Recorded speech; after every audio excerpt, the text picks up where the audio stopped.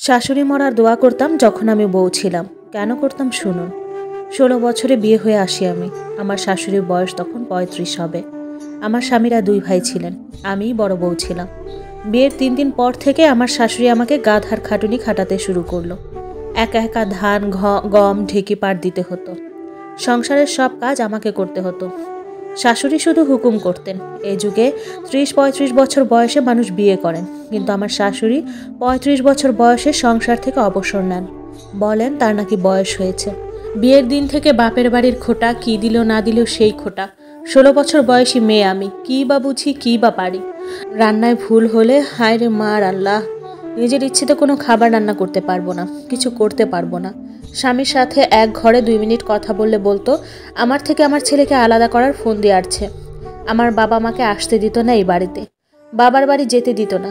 বলতো তারা নাকি এখন পর, তাদের সাথে যোগাযোগ করলে ভাবতো ছেলেকে আলাদা করার বুদ্ধি আটছি। রাত ছাড়া স্বামীর সাথে কথা বলতে পারতাম না, বললে বলতো লজ্জা শরম নাই।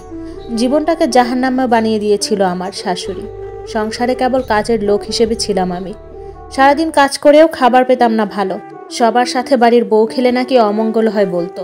উনিও তো বাড়ির বউ, উনি ঠিকই সবার সাথে খেত, আর আমি সবার খাবার শেষে যা বাঁচতো তাই পেতাম খেতে। কষ্টে কাঁদতাম, বাড়ির লোককে বলতাম মা আমার সংসারে কোনো অধিকারই নেই, সংসার তো শাশুড়ির।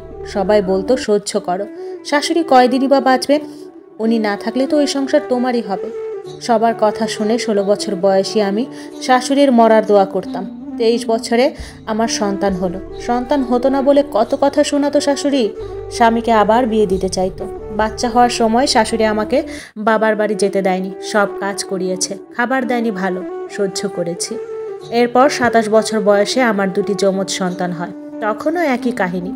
স্বামীর সাথে সময় কাটাতে দিত না কখনো। আমি পারিনি আমার বিবাহিত জীবন ভালো কাটাতে, স্বপ্নের সংসার করতে। 30 বছরে আমি বিধবা হই, স্বামী মারা যান। সংসার তখনও আমার হলো না। শাশুড়ির তখনও শক্তি নিয়ে চলে। সে তার সংসার আমার হাতে দিতে তখনও রাজি না, তার আরেক বউকেও দেয়নি। উনি 70 বছর বয়সে মারা যান। বয়স ওনার যত বেড়েছিল, ওনার রাগ কুটনামি ততই বেড়েছিল। 54 বছর পর আমি সংসারটা পাই। তবে এসব সহ্য করতে না পেরে আমার দেবর আর দেবরের বউ অনেক আগে আলাদা জীবন শুরু করেছিল। শুধু আমিই পারিনি বড় বউ বলে। বউ থাকা অবস্থায় আমি ভাবতাম আমি যখন শাশুড়ি হব, বিয়ের পরপরই আমি আমার ছেলেকে এবং ছেলের বউকে আলাদা করে দেব।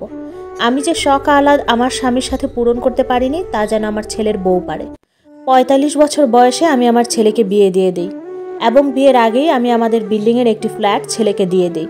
একতলায় আমি থাকি, 4 তলায় ছেলে আর ছেলের বউ থাকে। বিয়ের দিন ছেলের বাসরও আলাদা বাসায় করাই। তারা তাদের মতো জীবন কাটাচ্ছে। তাদের সুখ দেখে আমার হিংসা হয় না, বরং শান্তি লাগে। আমার বউটা মাশাআল্লাহ ভীষণ ভালো। মেয়েরা মাকে দেখে মা হওয়া শেখে, আর শাশুড়িকে দেখে শাশুড়ি হওয়া শেখে। কিন্তু আমি আমার শাশুড়িকে দেখে ডাইনি শাশুড়ি হওয়া শিখিনি, একজন ভালো শাশুড়ি হওয়া শিখেছি। এখনকার বেশিরভাগ শাশুড়িদের সমস্যা কি আমি জানি না। তারা মেয়ের সুখ সহ্য করতে পারে, কিন্তু ছেলের বউ হাসি খুশি থাকলে সহ্য করতে পারে না। ভাবে ছেলের বউ ছেলেকে মায়ের থেকে আলাদা করছে। বিয়ের পর সবার জীবনে পরিবর্তন আসে, এটা মেনে নিন। সবসময় বউরাই কেন মানিয়ে চলবে বলুন তো?